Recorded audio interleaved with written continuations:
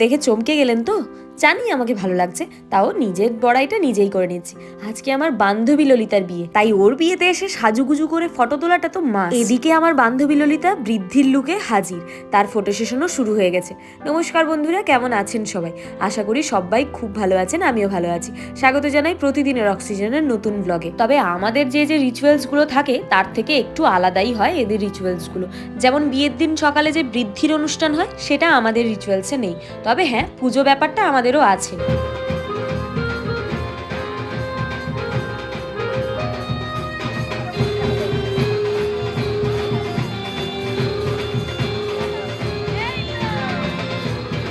তবে এখানে দিদিরা কাকিমারা এত সুন্দর করে সেজেছে যে সত্যিই ভালো লাগছে ওদের দেখে। আমাদের বাড়ির দিকে মা কাকিমারা সাজতেই চায় না, এনজয় যেন করতেই চায় না ওরা। সবাই কাজের মধ্যে ব্যস্ত ঠিকই, কিন্তু তার মাঝেও সময় বের করে সবাই মিলে নাচানাচি গান চলছে। এখন সমস্ত আয়তুলিরা মিলে যাবেন পুজো দিতে। চলুন আপনাদের বর্ডারটাও দেখিয়ে আনবো।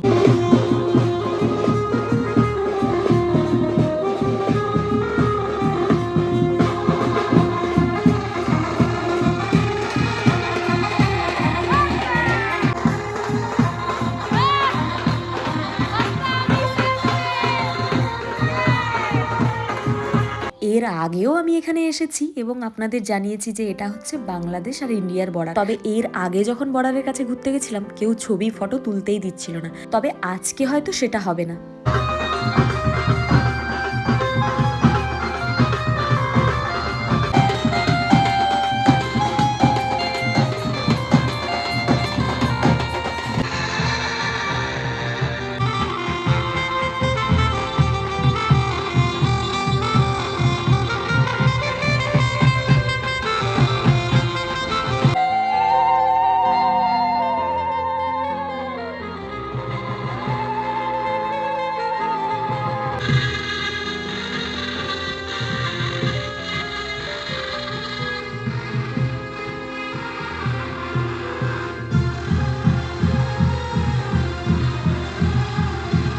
এই যে কাঁটাতারের বর্ডারটা দেখছেন, এটার ওদিকটা হলো বাংলাদেশ আর এদিকটা হলো ইন্ডিয়া। বর্ডার যে এত কাছেও হয় সেটা আমরা কোনোদিনই ভাবতেই পারতাম না, এখানে যদি না আসতাম, না দেখতাম। এবার ওখান থেকে ফিরে আসার পালা, আর এতটাই রোদ যে ভাস্তা আর আমি দুজন শাড়ি ঢেকে ঢেকে আসছি ছাতা না পেয়ে। পরো চশমাটা পরো, ইয়ে প্রো মা দুর্গা, এরকম করো, এরকম এরকম, ইয়া। এই যে পুচকেটিকে দেখছেন, ও আবার কিন্তু ভীষণ মুডি। ওর যখন ইচ্ছে হবে ও তখনই কথা বলবে।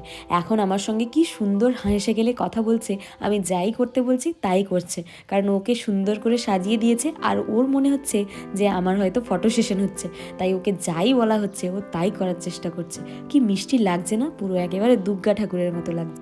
এই পুচকে মেয়েটি হলো আমার বান্ধবীর দিদির মেয়ে, ভীষণ আদরের। চলুন এবার কোণের দিকে যাওয়া যাক। বৃদ্ধির অনুষ্ঠান শেষ হতে না হতেই শুরু হলো হলুদের অনুষ্ঠান। তবে প্রত্যেকটা লুকেই কিন্তু আমার বান্ধবীকে একদমই কমলা সুন্দরী লাগছে।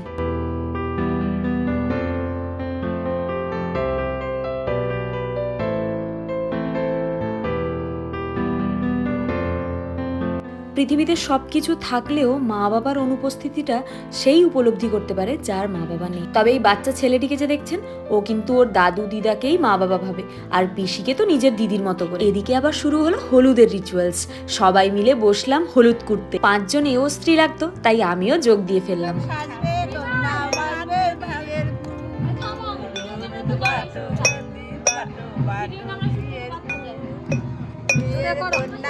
কি এবার নাচ হবে তো? চলুন নেচে আসা যাক।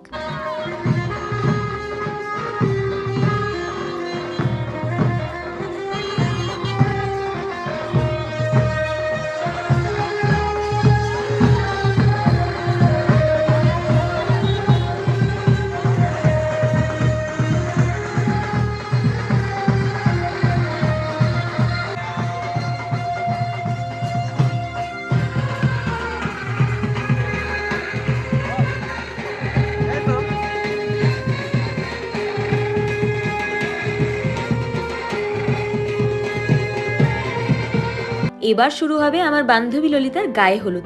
ছেলের গায়ে ছোঁয়ানো হলুদ চলে এসছে মেয়ের বাড়ি। ওইদিকে হলো আরেক কাণ্ড, অলরেডি মেকআপ আর্টিস্ট চলে এসছে, কিন্তু এত রিচুয়ালসের মধ্যে পড়ে আমার বান্ধবী অলরেডি লেট, কিন্তু মেকআপ আর্টিস্ট আবার ওই দিক থেকে তাড়া দিচ্ছে। এত দুবিধার মধ্যেও আমরা বেছে নিলাম ফটোশ্যুট, কারণ এই মুহূর্ত তো আর বারবার ফিরে আসবে না। আগে আমাদের ফটো সেশন শেষ হবে, তারপরে গায়ে হলুদ শেষ হবে, তারপরে হবে মেকআপ।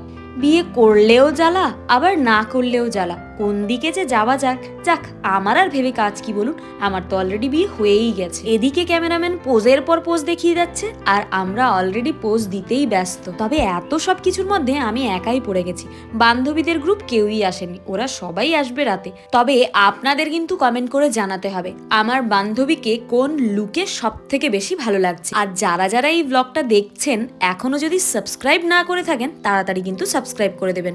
আর হ্যাঁ, পাশে থাকা বেল আইকনটিও ক্লিক করবেন যাতে পরবর্তী আপডেটস পেতে থাকেন। আর লাইক কমেন্ট শেয়ার তো করতেই হবে। তবে আজ বেশ ভালো লাগছে এটা দেখে, অনেক নতুন নতুন রিচুয়ালস দেখতে পাচ্ছি। যেমন এই রিচুয়ালসটা আমার কাছে সব থেকে বেশি ভালো লেগেছিল। ওকে নিচু করে মুখে কুলি করে ওই জলটা আবার ফেলতে হবে, সঙ্গে 2 কানে নাকি ভাপ দিতে হবে। এ আবার কেমন রিচুয়ালস রে বাবা, আমি জানি আপনারা আগে দেখেননি, তাই জন্যই তো এই ব্লগটা।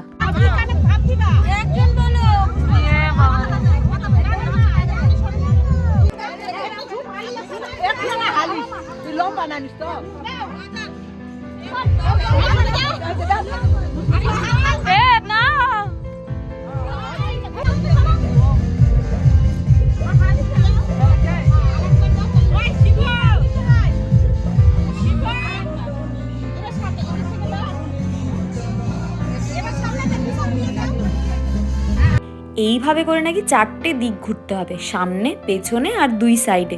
এর আগেও অনেক রিচুয়ালস হয়েছে যেটা আমি মিস করে গেছি।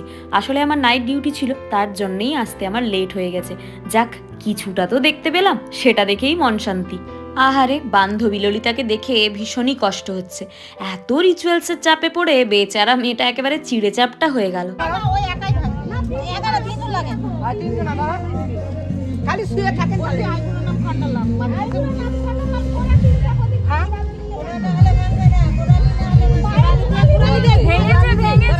তবে এই রিচুয়ালসে যেটা শুনলাম, ওর আইবুড়ো নাম খণ্ডাচ্ছে, আর কিছুক্ষণ পর থেকে ও আরেকটা নতুন জীবনে প্রবেশ করবে। তবে বিয়ে জিনিসটা এমনই যে না করলে করতে ইচ্ছে করবে বিয়ে, কিন্তু একবার যদি আপনি বিয়ে করে নিয়েছেন তাহলে আপনি ফেঁসে গেছেন। তবে খারাপ দিকও যেমন আছে, সেরকম ভালো দিকও কিন্তু অনেকটাই আছে। তবে এই বিয়ে নিয়ে কিন্তু প্রত্যেকটা মেয়ে ছেলের জীবনে অনেক স্বপ্ন থাকে, সেই স্বপ্ন আজ বান্ধবীর সত্যি হতে চলেছে, তাই বান্ধবীকে দেখে তো অনেক খুশিই মনে হচ্ছে। তবে এত বিশাল আনন্দ অনুষ্ঠানের মধ্যে একটাই চাওয়া জীবনে, আমাদের যে পার্টনার হবে সে যেন আন্ডারস্ট্যান্ডিং হয় এবং সাপোর্টিভও হয়, সেরকম আমাদেরও হতে হবে। এদিকে বান্ধবীও কোণে সাজতে বসে গেছেন, আমিও রেডি হচ্ছি।